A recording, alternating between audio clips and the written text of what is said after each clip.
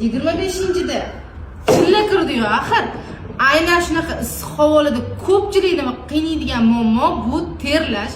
Ayollarda ham, erkaklarda ham, yoshlarda ham, yosh kattalarda ham bir xil yuzaga keladigan muammolardan bittasi shu.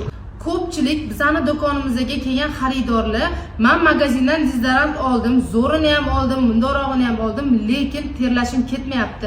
Aksincha, hidlanish kuchayib ketyapti. Menga nima tavsiya qilasiz?" degan savolni berishadi.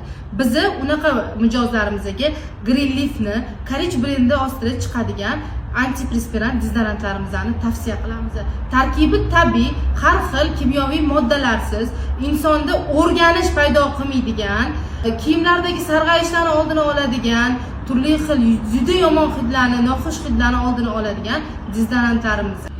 Eng muhim jihatlardan bittasi, inson organizmida onkologik kasalliklarni qo'zg'atmaydi va halol sertifikatiga ega.